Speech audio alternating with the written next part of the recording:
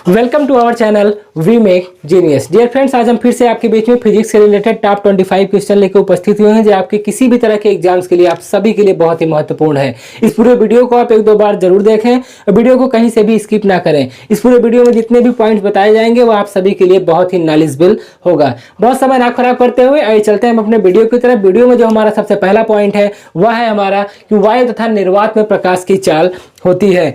एक चीज हम सबसे पहले आपको ये बता दें कि प्रकाश की जो चाल होती है वह वायु और निर्वात में सबसे अत्यधिक होती है।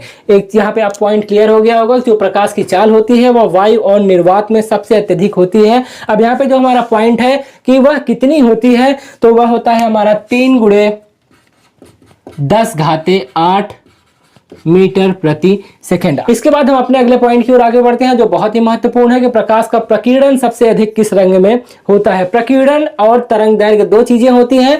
तो यहाँ पे हमारा जो प्रश्न है प्रकीर्णन से रिलेटेड है कि प्रकाश का प्रकीर्णन सबसे अधिक किस रंग में होता है, तो वह है हमारा बैगनी रंग में। बैगनी रंग में हमारा प्रकाश का प्रकीर्णन सबसे अधिक होता है। ठीक है, इसके बाद जो हमारा इसी से रिलेटेड हमारा जो नेक्स्ट पॉइंट है कि प्रकाश का प्रकीर्णन सबसे कम किस रंग में होता है। ठीक है, यहाँ पे ज्यादा की बात है कि सबसे अत्यधिक किस रंग में होता है प्रकाश का प्रकीर्णन, तो वह है हमारा बैगनी रंग। और प्रकाश का प्रकीर्णन सबसे कम किस रंग में होता है, तो वह है हमारा लाल रंग। ठीक है, ये पॉइंट आपको क्लियर हो गया होगा। अब आकाश का नीला दिखाई पड़ना। जब भी हम धरती से आकाश की तरफ देखते हैं तो हमें लगता है कि आकाश नीला है, लेकिन वास्तविकता में ऐसा है नहीं। जो हमें नीला दिखाई पड़ता है वह किस वजह से होता है, यही हमारा प्रश्न है। तो इसका जवाब है हमारा प्रकाश के प्रकीर्णन की वजह से। ठीक है, प्रकाश के प्रकीर्णन, प्रकाश के। इसके बाद हम अपने नेक्स्ट पॉइंट की ओर आगे बढ़ते हैं जो बहुत ही महत्वपूर्ण है। अधिकतर एग्जाम्स में हमें यह कंफ्यूज करने वाले भी क्वेश्चन होते हैं, क्योंकि जो हमारा पॉइंट है सूर्य ग्रहण और चंद्र ग्रहण से रिलेटेड है। इस पॉइंट को आप समझने का प्रयास करें कि पृथ्वी को चंद्रमा और सूर्य के बीच में आने पर क्या होता है। जब हमारी पृथ्वी है जब हमारी पृथ्वी चंद्रमा और सूर्य के बीच में होती है तो ऐसी कंडीशन में क्या होता है, ऐसी कंडीशन में हमारा चंद्र ग्रहण होता है। चंद्र ग्रहण है। इसी से रिलेटेड हम अपने नेक्स्ट पॉइंट की ओर आगे बढ़ते हैं जो बहुत ही महत्वपूर्ण है कि चंद्रमा को पृथ्वी और सूर्य के बीच में आने पे क्या होता है। जब हमारी चंद्रमा पृथ्वी और सूर्य के बीच में होता है तो ऐसे कंडीशन में हमारा होता है सूर्य ग्रहण। सूर्य ग्रहण।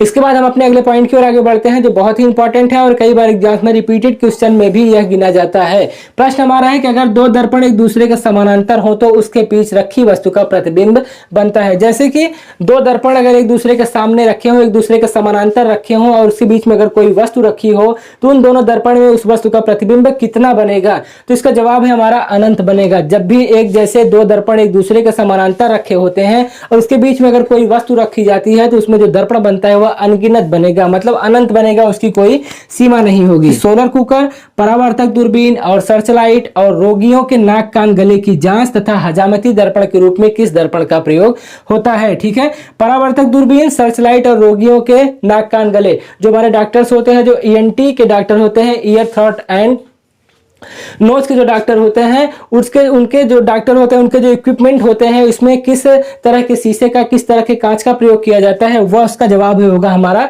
अवतल दर्पण का। ठीक है, अवतल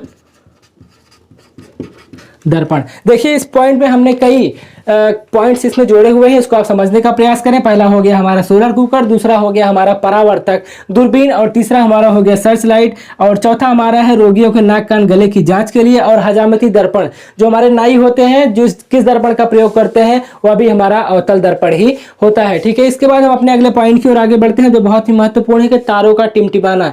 तारे जो हमें टिमटिमाते हैं हमें ऐसा प्रतीत होता है, लेकिन वास्तविकता में ऐसा होता नहीं है। जब भी हम धरती से आकाश की तरफ देखते हैं तो हमें जो तारे दिखाई पड़ते हैं हमें ऐसा लगता है कि वह टिमटिमा रहे हैं, लेकिन वास्तविकता में ऐसा होता नहीं है। इसके साथ ही साथ जो हमारा अगला पॉइंट है कि पानी के अंदर रखी हुई छड़ी, जैसे कोई छड़ी अगर पानी के अंदर रखी होती है, जब उसको हम ऊपरी सतह से जब हम उसको ऊपर से देखते हैं तो हमें ऐसा प्रतीत होता है कि यह जो छड़ी है यह तिरछी है या टेढ़ी है, लेकिन ऐसा होता नहीं है। अब इस प्रश्न की ओर हम आते हैं कि तारों का टिमटिमाना तथा पानी के अंदर रखी हुई छड़ी का टेढ़ी दिखाई पड़ना किस वजह से होता है, तो इसका जवाब है हमारा प्रकाश के अपवर्तन के कारण। प्रकाश का अपवर्तन, प्रकाश का अपवर्तन। इसके बाद हम अपने अगले पॉइंट की ओर आगे बढ़ते हैं कि हीरे का चमकना, रेगिस्तान में मरीचिका बनना तथा कांच में आए दरार का चमकना किस वजह से होता है। हीरा हमारा किस वजह से चमकता है? हीरा हमारा जो है वह पूर्ण आंतरिक परावर्तन की वजह से ही चमकता है। यह हमने कई बार आपको बताया है कि हीरा जो हमारा है वह कार्बन का सबसे बेहतरीन स्वरूप है। और वह किस वजह से चमकता है? हीरे की कोई चमक नहीं होती है। एक चीज आप यहाँ पे जान लीजिए कि हीरे की कोई चमक नहीं होती है। हीरा जो होता है सिर्फ पूर्ण आंतरिक परावर्तन की वजह से चमकता है। जैसे ही हीरे के ऊपर थोड़ी सी भी रोशनी पड़ती है तो वह जगमगा उठता है। ठीक है, हीरे का चमकना और रेगिस्तान में जो मरीचिका बनती है वह किस वजह से चमकता है? पूर्ण आंतरिक परावर्तन की वजह से। और कांच में आए दरार, जैसे कि कोई कांच अगर जब चटक जाता है तो उसमें जो दरार बनती है, जो कांच चटकने से पहले मतलब अलग होने से पहले जब कोई दरार बनती है तो उसको हम देखते हैं कि अन्य सामान्य कांचों की अपेक्षा वह जिस जगह पे उसकी दरार होती है वह बहुत ही चमकीला होता है। इन तीनों का जवाब हमारा हो गया कि पूर्ण आंतरिक परावर्तन की वजह से। ठीक है, इस पॉइंट को हम एक बार फिर से आपको दोहरा के बता दें ताकि आपके सारे पॉइंट्स क्लियर हो जाएं कि हीरे का चमकना, रेगिस्तान में मरीचिका बनना तथा कांच में आए दरार का चमकना किस वजह से होता है? तो पूर्ण आंतरिक परावर्तन की वजह से। अब इसी से रिलेटेड हम अपने अगले पॉइंट की ओर आगे बढ़ते हैं जो बहुत ही महत्वपूर्ण है कि मोटर कार में जो साइड मिरर इस्तेमाल होता है वह कौन सा कांच होता है। मोटर कार में जैसे कि हम बाइक चलाते हैं, कार चलाते हैं, अगर हम देखते हैं तो साइड में जो ग्लास लगे होते हैं, जो जिसे हम साइड ग्लास बोलते हैं, उसमें किस तरह का दर्पण प्रयोग होता है? तो उसका जवाब है हमारा उत्तल दर्पण। उत्तल दर्पण। इसके बाद हम अपने अगले पॉइंट की ओर आगे बढ़ते हैं जो बहुत ही महत्वपूर्ण है कि लेंस की क्षमता का मात्रक क्या होता है। जो हम चश्मा पहनते हैं, जो आंखों में जो चश्मा लगाते हैं, इसमें जो लेंस का इस्तेमाल किया जाता है उसमें उसका जो मात्रक होता है वह कौन सा मात्रक होता है? उसका नाम क्या होता है? उसका जवाब है हमारा डायोप्टर। ठीक है, लेंस की क्षमता का जो मात्रक होता है उसको हम डायोप्टर कहते हैं, डायोप्टर। ठीक है, ये पॉइंट आपको समझ में आ गया होगा। इसके बाद हम अपने अगले पॉइंट की ओर बढ़ते हैं जो बहुत ही इंपॉर्टेंट भी है कि इंद्रधनुष के बीचों बीच कौन सा रंग बनता है। जो हमारा इंद्रधनुष होता है उसके बीचों बीच में कौन सा रंग होता है? अगर आप देखे हो तो शायद आपको पता हो, अगर नहीं पता हो तो हम आपको यहाँ पे बता दें कि इंद्रधनुष के बीचों बीच हमेशा हमारा हरा रंग होता है। ठीक है, हरा रंग। इसके बाद हम अपने नेक्स्ट पॉइंट की ओर आगे बढ़ते हैं।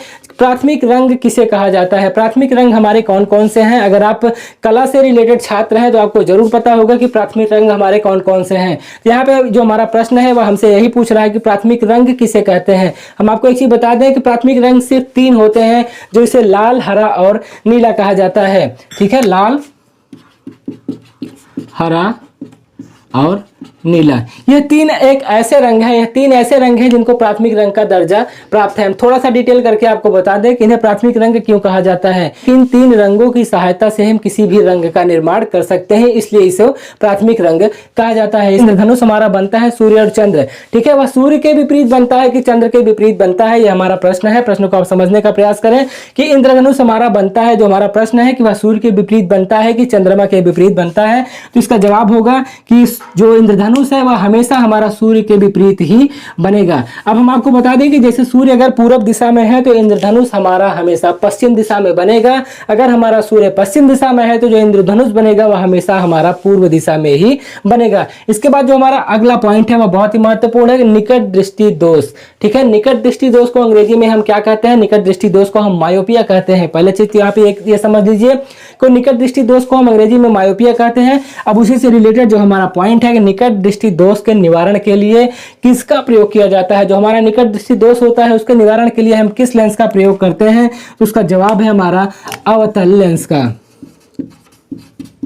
अवतल लेंस का। पानी के अंदर जो एयर बबल होते हैं, पानी के अंदर अगर हम कभी देखते हैं जो एयर बबल होते हैं उसकी सतह हमें उत्तल दिखाई पड़ती है। देखिए प्रश्न को आप समझिए, पानी के अंदर जो एयर बबल होते हैं उसकी सतह हमें उत्तल दिखाई पड़ती है, वह किस भांति कार्य करती है? वह किसकी भांति कार्य करती है? तो इसका जवाब है हमारा अवतल लेंस की ही भांति वह भी कार्य करता है। अवतल लेंस की भांति वह भी कार्य करता है। पानी के अंदर जो हवा का बुलबुला होता है जिसकी सतह उत्तल होती है वह किस लेंस की भांति कार्य करता है? तो इसका जवाब है हमारा अवतल लेंस की भांति। ठीक है, इसके बाद हम अपने नेक्स्ट पॉइंट की ओर आगे बढ़ते हैं कि किस रंग का प्रकीर्णन, किसी रंग का प्रकीर्णन निर्भर होता है। किस पे निर्भर होता है? तो उसके तरंग दैर्घ्य पे निर्भर होता है, तरंग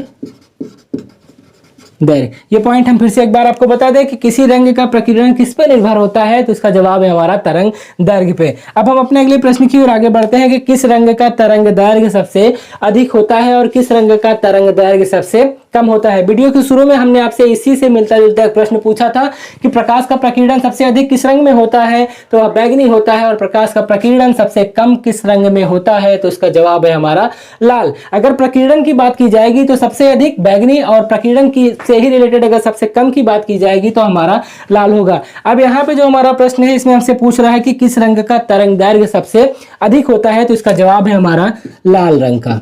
ठीक है, लाल रंग का तरंग दैर्घ्य सबसे ज्यादा होता है, और सबसे कम तरंग दैर्घ्य किस रंग का होता है, तो हो गया बैगनी।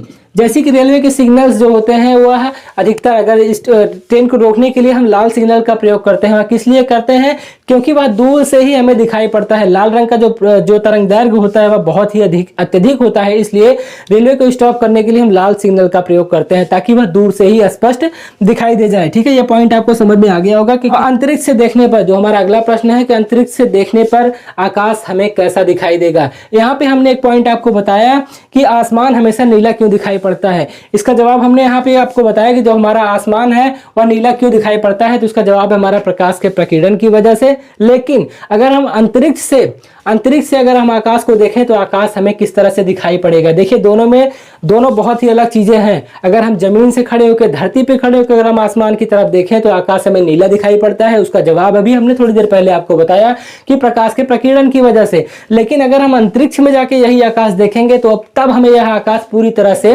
काला दिखाई पड़ेगा। इसका जवाब है हमारा काला। ठीक है, अंतरिक्ष से देखने पर हमेशा आकाश हमें काला दिखाई पड़ेगा। इसके बाद हम अपने नेक्स्ट क्वेश्चन की ओर आगे बढ़ते हैं कि रंगीन टीवी के प्राथमिक रंग क्या है। ठीक है, अभी थोड़ी देर पहले हमने आपसे बताया कि प्राथमिक रंग किसे कहा जाता है, लाल, हरा और नीला।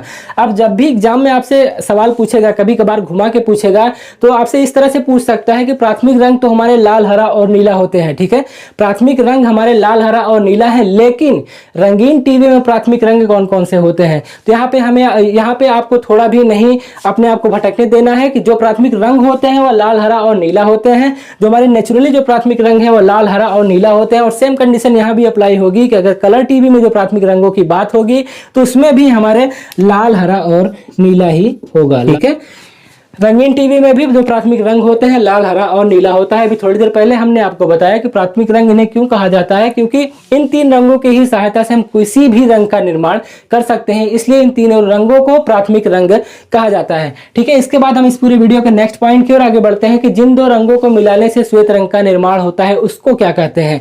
जिन दो रंगों को मिलाने से श्वेत रंग का निर्माण होता है उसको कहते हैं पूरक वर्ण। ठीक है, पूरक वर्ण। ये पॉइंट आपको समझ में आ गया होगा। इसके बाद हम अपने नेक्स्ट पॉइंट की ओर आगे बढ़ते हैं। इसके बाद जितने भी पॉइंट्स हैं वह एग्जाम पॉइंट ऑफ व्यू से आपके लिए थोड़े से कंफ्यूजन भरे भी होंगे, लेकिन बहुत ही इंपॉर्टेंट भी है। इसको थोड़ा से आप ध्यान से देखें कि जिन पदार्थों से होकर विद्युत आवेश सरलता से प्रवाहित होता है उसको क्या कहते हैं। इस तरह का क्वेश्चन हमने आपको कई वीडियो में आपको बताया, जो शायद आपको अच्छी तरह से समझ में आ गया भी होगा। अगर नहीं समझ में आता है तो हम आपको फिर से यहाँ पे क्लियर कर दें कि जिन पदार्थों से विद्युत आवेश बड़ी ही सरलता से, बड़ी ही सुगमता से अगर प्रवाहित होता है तो उसको हम विद्युत का सुचालक कहते हैं। सुचालक। ठीक है, और इसको कहीं कहीं पे हम देखते हैं कि इसको चालक भी कहा जाता है। चालक। ठीक है, चालक और सुचालक दोनों एक जैसी चीजें हैं, इस पे आप कभी भी कंफ्यूजन मत होइएगा, क्योंकि कभी कभार एग्जाम में सीधा ये रख देता है कि जिन पदार्थों से होकर विद्युत आवेश सरलता से प्रभावित होता है। ऑप्शन में आपको सुचालक कहीं नहीं दिखेगा, लेकिन किसी ऑप्शन में आपको चालक दिखेगा। तब आप ये मत सोचिएगा कि सुचालक नहीं है, हम कौन सा ऑप्शन टिक करें। ठीक है, तो ऐसे कंडीशन में हम चालक पे टिक करेंगे। चालक और सुचालक दोनों एक जैसी चीजें हैं, तो यहाँ पे आप थोड़ा भी कंफ्यूज नहीं होना है आपको। इसके बाद सबसे अच्छा सुचालक क्या है, इसको हमने कई वीडियो में आपको बताया कि सबसे अच्छा विद्युत का जो सुचालक होता है उसको हम क्या कहते हैं, तो वह हमारा चांदी है। चांदी एक ऐसी धातु है जिसमें विद्युत बहुत ही अच्छी तरह से प्रवाहित होती है, बिना किसी लॉस के विद्युत प्रवाहित होती है। इसलिए सबसे अच्छा जो विद्युत का सुचालक होता है, विद्युत धारा प्रवाह के दृष्टिकोण से अगर देखा जाए तो सबसे अच्छा सुचालक क्या होता है, वह चांदी होता है। इसके बाद हम अपने अगले पॉइंट की ओर आगे बढ़ते हैं कि जिन पदार्थों से होकर विद्युत आवेश का प्रवाह नहीं होता है, जिन पदार्थों से होकर विद्युत आवेश का प्रवाह नहीं होता है उसको क्या कहा जाता है। ठीक है, वह हमारा हो गया अचालक। अचालक या कुचालक। ठीक है, अचालक या कुचालक दोनों एक जैसी चीजें हैं, और इसी तरह यहाँ पे देख रहे हैं हम सुचालक या चालक दोनों एक जैसी चीजें हैं। तो इन चीजों को आप समझ के रखिए कि अचालक और कुचालक दोनों एक चीजें हैं और सुचालक और चालक दोनों एक चीजें हैं। ठीक है, जिन पदार्थों से होकर विद्युत आवेश का प्रवाह नहीं होता है उसको विद्युत का कुचालक कहते हैं या उसे अचालक कहते हैं। ठीक है, इसके बाद हम अपने नेक्स्ट पॉइंट की ओर आगे बढ़ते हैं, जो बहुत ही महत्वपूर्ण है कि लकड़ी, रबड़ और कागज किसका उदाहरण है। जो हमारी लकड़ी हो गई, रबड़ हो गया और कागज हमारा हो गया, यह जो तीनों चीजें हैं वह किन चीजों का उदाहरण है। तो इसका जवाब है हमारा यह अचालक का उदाहरण है। अचालक या कुचालक, अचालक या कुचालक दोनों एक ही चीजें हैं। ठीक है, या तो हम इसको अचालक कह सकते हैं या फिर इसको कुचालक कहें, दोनों बात एक ही है। लकड़ी, रबड़, कागज और किसका उदाहरण है, तो यह है अचालक और कुचालक, दोनों एक ही चीजें हैं। ठीक है, इसके बाद हम अपने नेक्स्ट पॉइंट की ओर आगे बढ़ते हैं, जो बहुत ही महत्वपूर्ण है कि वैसे पदार्थ, ठीक है, प्रश्न को आप समझिए कि वैसे पदार्थ जिसकी चालकता, ठीक है, ऐसे पदार्थ जिसकी चालकता चालक एवं अचालक के बीच में होती है उसको क्या कहा जाता है। ऐसे पदार्थों को हम अर्धचालक कहते हैं। अर्धचालक पदार्थ क्या है, इनके बारे में अगर आप अर्धचालक पदार्थ क्या है इनके बारे में जानते हो तो जो मुख्यतः जो अर्धचालक के प्रकार हैं वह कौन कौन से हैं, तो कार्बन, सिलिकॉन एवं जर्मेनियम। ठीक है, अर्धचालक जो पदार्थ है वह मुख्यतः 3 है, कार्बन, सिलिकॉन एवं जर्मेनियम। तो उम्मीद है कि यह पूरा वीडियो आपको बहुत ही पसंद आया होगा। इस पूरे वीडियो में हमने लगभग 25 इंपॉर्टेंट पॉइंट्स आपको बताए जो आपके किसी भी एग्जाम पॉइंट ऑफ व्यू से आप सभी के लिए बहुत ही इंपॉर्टेंट होगा। वीडियो आपको किस तरह से लग रहा है हमको कमेंट करके जरूर बताएं, और वीडियो अगर आपको अच्छा लगता है तो वीडियो को लाइक करें और अपने दोस्तों के साथ जरूर शेयर करें। तो फिर से मिलेंगे आपसे एक नए वीडियो में नए एनर्जी, नए उत्साह के साथ। तब तक बने रहिएगा हमारे चैनल के साथ। जय हिंद।